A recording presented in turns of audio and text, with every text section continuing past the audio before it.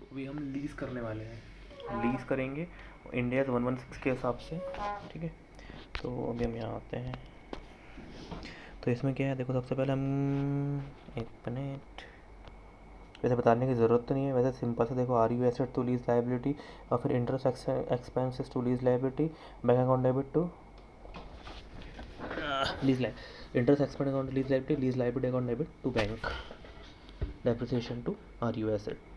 Question number 31 है, very easy question है। इसमें बस ये बोला गया है कि देखो payment at beginning of the second year है, इसका मतलब है कि सेकंड ईयर के बिगनिंग में पे किया है। सिंपल क्या करने का, हमें चार्ट ऐसे बना लेंगे 1 2 3 4 5 6 7 9 10, ये 0 1 2 3 4 5 7 9 10, इसका मतलब ये फर्स्ट ईयर के बिगनिंग में है और इसके पास है। इसमें यह बोला गया है कि 10 साल की लीज़ है, 15 साल तक 5 साल बढ़ा सकता है उसको, लेकिन उसके पास एक ऑप्शन है परचेस करने का 30 लाख रुपये में, और ये एक्सरसाइज करने वाला है। तो इसका मतलब 5 साल का एक्सटेंड नहीं करवाएगा, तो 10 साल की ही लीज़ रहेगी हमारी, ठीक है। अभी देखो हम ये 9 साल, लेकिन एक पहला कैच यहाँ पे आता है कि जो 10वां साल है, देखो 9 साल तक तो हमारा ये लीज आएगा, ठीक है, 10 साल ही पूरे कंप्लीट हो जाते हैं, यहाँ तक कंप्लीट हो जाते हैं। लेकिन ये जो आखिरी वाला है ये नेक्स्ट ईयर में जाएगा, क्योंकि 10th ईयर में ही ये पैसा हमको आने वाला है, ठीक है। तो डिस्काउंटिंग रेट यहाँ पे 10th ईयर का लगेगा, ये 9th ईयर तक यहाँ तो आ जाएगा, ठीक है। अब यहाँ क्योंकि यहाँ पे 1 लगेगा तो ये 9th ईयर तक आ जाएगा, और ये 10th ईयर का लगेगा। यहाँ पे 459 से मल्टीप्लाई नहीं करना 0.459 से, ठीक है। दूसरा कैच ये है कि payment at the beginning of the year है, तो ये तो मैंने समझ गया, लेकिन बस गलती मैंने यहाँ पे किया था कि देखो ये जो है, ये देखो यहाँ पर क्या है, ये सेकंड ईयर का एंड है, यहाँ पर क्या सेकंड ईयर का एंड है, तो यहाँ पे ये पेमेंट कब कर रहे हैं हम, बिगनिंग में कर रहे हैं, तो ये बिगनिंग ऑफ द यहीं पर पेमेंट होगा, तो ये क्या हो जाएगा, यहाँ से माइनस होगा 2 लाख रुपए, यहाँ से शायद थर्ड ईयर से माइनस मत कर देना कि ये सेकंड ईयर का बिगनिंग है तो ये यहाँ से माइनस, ऐसा नहीं होगा, क्योंकि ये सेकंड ईयर है हमारा, ये सेकंड ईयर क्लोजिंग है, तो सेकंड ईयर के ओपनिंग में हम क्या कर देते हैं, पेमेंट कर देते हैं। लेकिन काउंटिंग के लिए हम फर्स्ट सेकंड थर्ड लिख देते हैं कि ये फर्स्ट ईयर का ओपनिंग है, इससे कन्फ्यूजन नहीं करना है, बराबर है। बस यहाँ से थोड़ा दिमाग लगाते हैं ना कि सेकंड ईयर का क्लोजिंग है, तो मतलब ओपनिंग में पेमेंट किया है तो यहाँ से पेमेंट किया होगा, ठीक है। बस, और यहाँ पे क्या बोला गया है कि हर बार जो पेमेंट है वो 3% से बढ़ते गया है, तो जो जो बढ़ते आएगा उसमें से 2 लाख रुपये माइनस कर दिया है, ठीक है। और उसके बाद कुछ भी नहीं है, सिंपल सी बात है, जो जो भी प्रेजेंट वैल्यू 50 लाख रुपये PV आई है, तो 50 लाख माइनस, अब यहाँ पे मैंने क्या कर दिया था, 50 लाख माइनस माइनस किया, और ये एंटर साइड ही नहीं किया था, तो ये बिल्कुल गलती नहीं करना। सबसे पहले नॉर्मली में क्या होता है कि face value plus interest minus payment होता है, लेकिन यहाँ पे पेमेंट पहले हो रहा है, तो जो पहले पेमेंट माइनस करने के बाद साल भर का इंटरेस्ट लगेगा, ठीक है। खुद सोचो कि अभी हमारे पास 50 लाख रुपए है, हम 5 लाख रुपए दे देंगे तो साल भर थोड़ी ना खाली बैठे रहेगा, इंटरेस्ट देना ही पड़ेगा, तो इंटरेस्ट पेमेंट करेंगे कि यहाँ पे जीरो मत कर देना, ठीक है। तो ये हमारा कंप्लीट हो जाता है ये वाला एंट्री, ठीक है। बस यहाँ पे गड़बड़ कुछ भी नहीं करना, एक ये गड़बड़ हो सकती है, एक ये गड़बड़ हो सकती है, और एक ये गड़बड़ हो सकती है, बस बाकी कुछ भी नहीं है। बाकी यार डेप्रिसिएशन और इंटरेस्ट तो वैसे ही है। क्वेश्चन नंबर 32 भी इंपॉर्टेंट क्वेश्चन में मार्क आता है। इसमें बोला गया है कि भाई देखो 5 साल तक हम करेंगे, 3 साल के बाद रिन्यू कर सकते हैं, लेकिन 5 साल तक का रेंट रहेगा 1 लाख, उसके बाद रहेगा 1,10,000 रुपये, ठीक है। अभी ये बोला गया हुआ है कि जो लीज़ रेंट है ये बढ़ेगा, मगर अभी के हिसाब से हम बिना जो 1 लाख रुपये का है 5 साल का 5% के हिसाब से उसको हम कर लेते हैं, ठीक है। तो अभी हमें नहीं पता है कि वो बढ़ाएगा, उसमें बोला कि बाद में बढ़ाया है, उसने बाद में यहाँ पे बढ़ाया है, तो पहले तो हम हमारे हिसाब से निकालें, क्योंकि ये देखो यहाँ पर 1 लाख रुपये एक पे लगेगा, बाकी 1 2 3 4 5 समझ में आ रहा है, इसको यहाँ पे मल्टीप्लाई 1 से नहीं कर लेना, ठीक है, ऐसा बना लेने का बराबर से, ठीक है। कहने का मतलब है इस पे अगर तुम 1/1.05 कर दो तो ये गड़बड़ हो जाएगा पूरा, तो ये पूरा आ गया, तो 454595 पे आ गया, ठीक है। अभी थर्ड ईयर के एंड में समझ में आया इसको, in the first quarter of year 4, इसका मतलब फर्स्ट क्वार्टर ऑफ ईयर 4, तो जो फोर्थ ईयर क्वार्टर है यहाँ पर उसको समझ में आएगा। अपन मैं कॉपी से बनाता हूँ, जैसे कि मैं यहाँ पे बोला जाए तो यहाँ पर कैसा है देखो, on the first quarter of 4, तो ईयर है 1 2 3, ये तो क्लोजिंग में लिख लेने का 0 1 2 3 4, ठीक है। अभी on the first quarter of 4, तो दिमाग में लगाना, देखो फोर्थ का तो ईयर एंड ये है, तो मतलब फर्स्ट मतलब ओपनिंग में यहाँ पे माइनस किया रहेगा, ओपनिंग माइनस करेगा ना ओपनिंग में, तो इसका मतलब यहाँ तक का हमको लेना है, इसके बाद से वो चेंज कर रहा है, ठीक है। देखो क्या बोल रहा है कि in the first quarter of fourth year, तो मतलब 3 साल तक का हमें निकालना है, और फोर्थ ईयर से उसका अजम्पशन चेंज हो रहा है, ठीक है। तो हमने थर्ड ईयर के एंड तक आ गए हम लोग, ठीक है।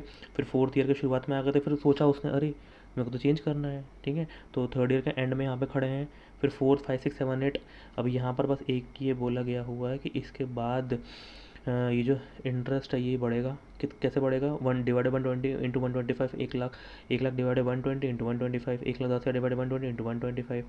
और शुरुआत में हमने 5% डिस्काउंट किए थे, अभी कैसे करेंगे, 6% से करेंगे, ठीक है।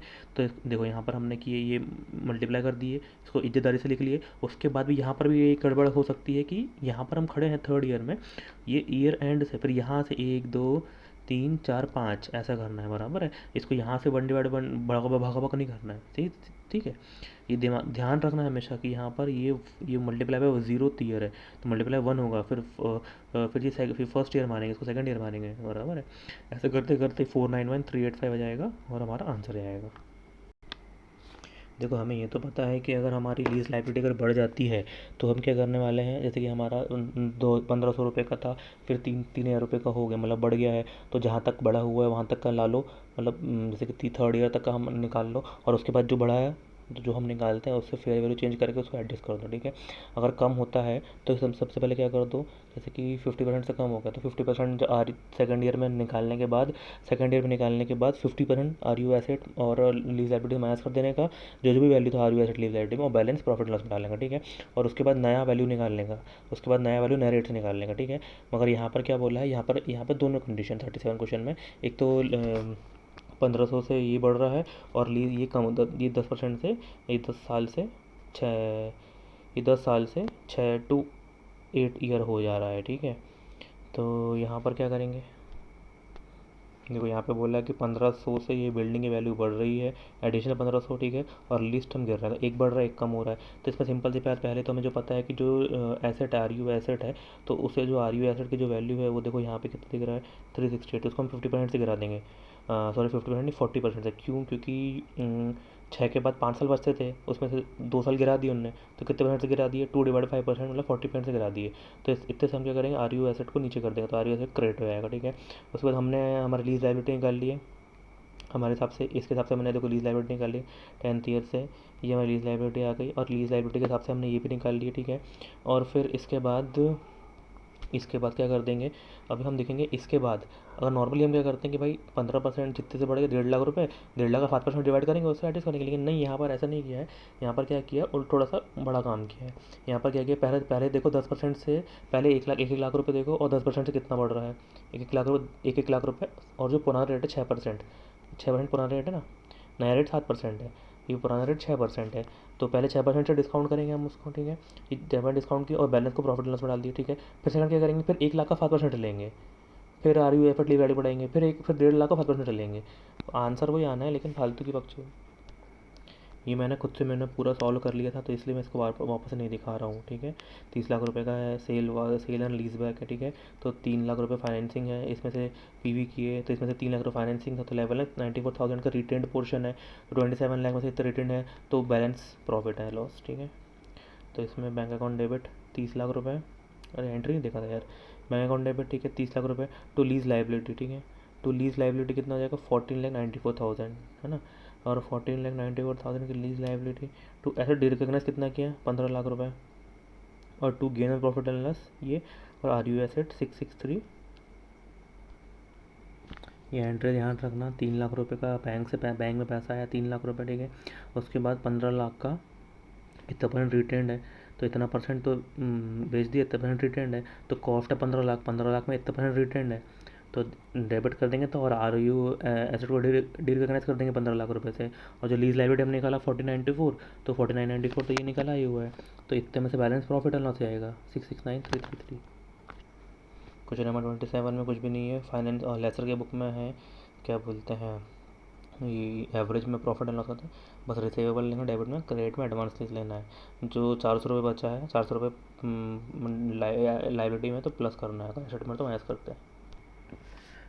देखो यहाँ पर क्या बोला है कि सबसे पहले नॉन मैन्युफैक्चर डीलर है, तो नॉन मैन्युफैक्चर डीलर के लिए हमने क्या निकाला है, ये पूरे माथापत्ती कर करके देखो फेयर वैल्यू में लेते हैं, फेयर वैल्यू में कंफ्यूज नहीं होना, फेयर वैल्यू में लेते हैं, और इंडायरेक्ट ऐड कॉस्ट, देखो इसमें हमें क्या बोल रहे हैं, 1,40,000 रुपये तो हम लेसर के पॉइंट ऑफ व्यू से 1,40,000 रुपये तो हम दे रहे हैं, 7,000 रुपये भी हमको, मतलब इतने रुपये की वैल्यू मिलनी चाहिए, 1,40,000 रुपये, और 7,000 रुपये की जो हमें खर्चा ये भी मिलना चाहिए, तो 147,000 रुपीज़ मिलना चाहिए, और ये सबको माथा पच्ची करके 11.29% है, लेकिन मैन्युफैक्चर डीलर को इससे कोई फ़र्क नहीं पड़ता है, वो डायरेक्ट मार्केट रेट से उसको पीवी करेगा, ठीक है, जो जो भी उसका एक्सपेक्टेड है, इंक्लूडिंग ये, ठीक है। एंड देन उसके बाद अगर ये नहीं दिया, अगर आईआरआर दिया हुआ है, ये नहीं दिया, तो सब हम मानेंगे कि IRR he market rate of interest है। मैन्युफैक्चर डीलर की तरफ से एंट्री आती है, फिर भी दिखा देता हूँ। देखो क्या करेंगे, सबसे क्या करने का, देखो हम क्या करते हैं, investment account debit to sales करते हैं, तो पहले ये वाली एंट्री मारने का, टू सेल्स, ठीक है, नॉर्मल, ये 1,40,000 से, ठीक है। उसके बाद cost of goods sold inventory, तो cost of goods sold to carrying amount of assets, ठीक है, कितने से, 1,25,000 से कर देने का। और ये जो कॉस्ट ऑफ गुड्स और रेवेन्यू है, ये दोनों को जो अनगारंटेड रेसिडुअल वैल्यू है, ये अनगारंटेड रेसिडुअल वैल्यू, इसको डिवाइड कर देने का पीवी से, और इस दोनों को माइनस कर देने का, बस खत्म कहानी। ये बस देख लो कि यहाँ पर क्या बोला गया है कि अगर ऐसा कुछ क्वेश्चन आया कि भाई कंसिड्रेशन का अलोकेशन करना है, तो टोटल कंसिड्रेशन 79,15,000 है, इसको अलोकेट करना है इसके स्टैंड लोन प्राइस में।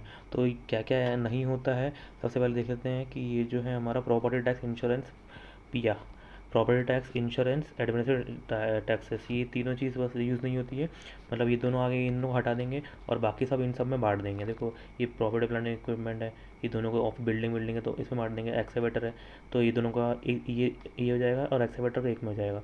तो 79,15,000 ये वाला इंटू 65, यानी ये दोनों डिवाइड बाई ये सबका टोटल, ये दोनों को छोड़ के, तो इसको एलोकेट कर देंगे इस प्राइस में। क्वेश्चन नंबर 40 में कुछ भी नहीं है, सिंपल बस इतना बोला गया कि देखो रेट्रोस्पेक्टिव एक्ट है, इसका मतलब ये होता है कि भैया देखो एक साल पहले का लेने का, बस खत्म कहानी। एक साल पहले का लेने का, और मॉडिफाइड रेट्रोस्पेक्टिव मतलब जो इस साल का वही लेने का लेकिन न्यू रेट से लेने का, ठीक है। और अल्टरनेटिव यानी इसी साल का बताता कैसे करना, ठीक है। देखो फुल रेट्रोस्पेक्टिव मतलब क्या करना, पहले नॉर्मल दिमाग लगाना है, कुछ भी दिमाग लगाने का, जैसे हम करते वैसे करने का। 12% से ये सब पूरा रीपेमेंट शेड्यूल बना लिए, ठीक है। अभी यहाँ पर उसने यहाँ पर 1/4/19 को उसको होश आया, ठीक है, उसको पता चला है, लेकिन एक साल पहले का लेने का मतलब 338,010 यह लेने का, ठीक है। और R U asset to lease liability, ये आर यू एसेट है, ये लीज लाइबिलिटी है, ठीक है। और बैलेंस रिटर्न अर्निंग डाल देने का, और फिर ये एंट्री पास कर देने तो आता है अपने को, ठीक है। लेकिन मॉडिफाइड में क्या करने का, मॉडिफाइड में क्या करने का, उसको 10% से बनाने का, ठीक है, पूरे को 10% से बनाने का, लेकिन ये वाला लेने का 1818 से लेने का, ठीक है, 1818 से लेने का, और ये इंटरेस्ट पेमेंट करने का, और ये करने का। मतलब देखो R U asset to lease liability ये वाला, क्योंकि वो थर्ड ईयर से नॉर्मल चलने का, ये एक साल पहले चलते हैं, मॉडिफाइड में रेट्रोस्पेक्ट में एक साल पहले चलते हैं, ठीक है।